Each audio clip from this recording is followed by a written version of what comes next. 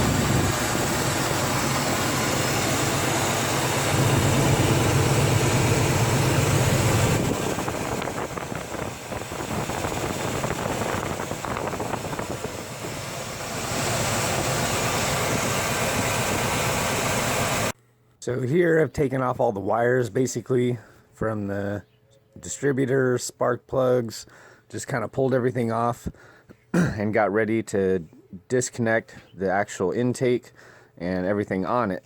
So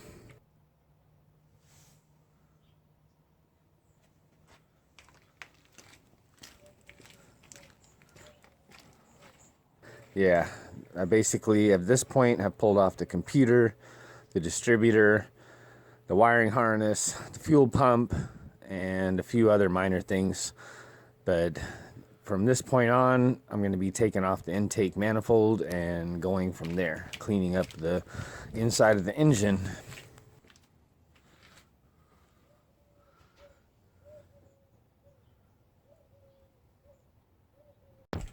Alright, so I pulled off the intake. You can see here the inside of the engine. It's fairly clean. I'm going to have to do a little cleanup, but that's okay.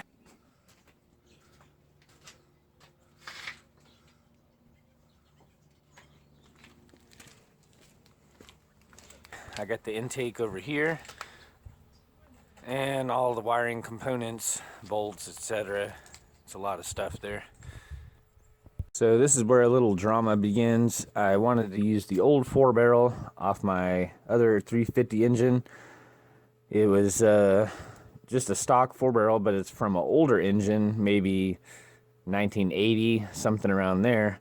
So the bolt holes are different than the 88 and newer block, which I had to bolt onto, or heads rather. So I'll show you a picture of the arrangement of the bolts right now. As you can see, the two closer center bolts are almost vertical, and the two rear bolts are at a slanted angle. So this is a common issue when you're trying to change old intake on a newer 88 and newer motor. So basically you have to drill out the old intake manifold, which there's videos on YouTube about it.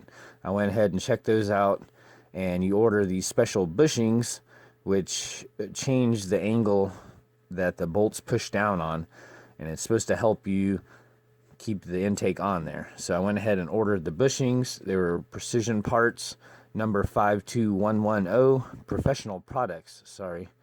And they was cheap, $10 maybe. And I went ahead and used a cobalt metal drill, and I drilled out the intake, which took several hours. And I'll show you the picture here with the enlarged holes, which is almost 2 times the size of a regular 3/8 bolt that goes down in it. So you're gonna have to drill out a lot of steel there, but eventually I got it down. So my next thing to deal with was the throttle cable and TV cable for the transmission, which is a 700 R4 on this model. I had to make a custom bracket because my Edelbrock adapter plate didn't fit.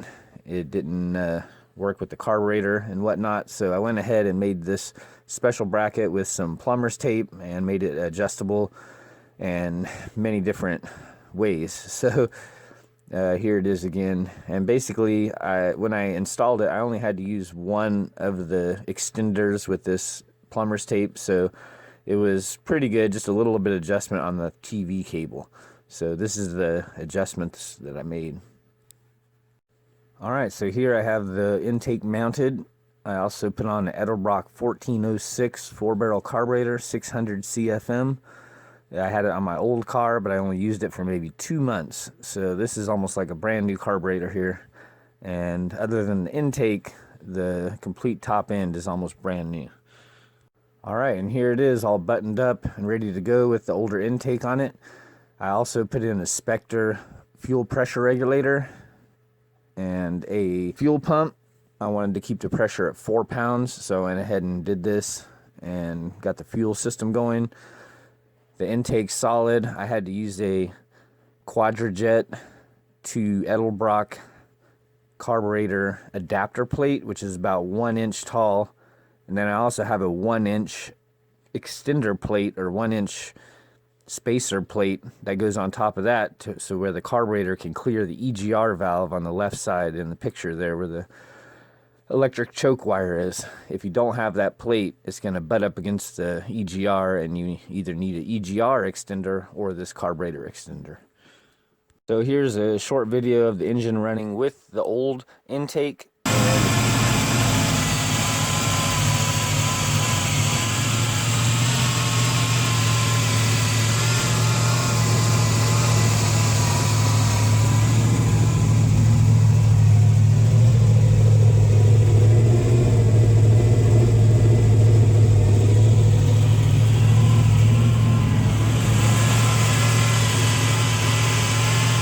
It did okay, but I had some issues with the intake, and I didn't like the surging that was going on.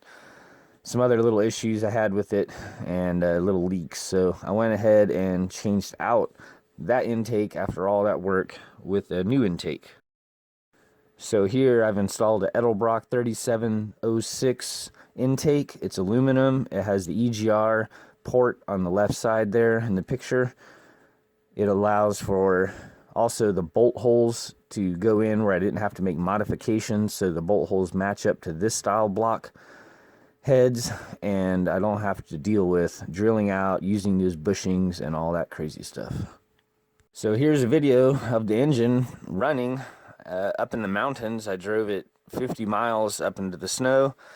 It runs great. Good gas mileage, a lot of power. The 4-barrel's kicking in. This thing is a beast now. I can't wait to have more adventures with it.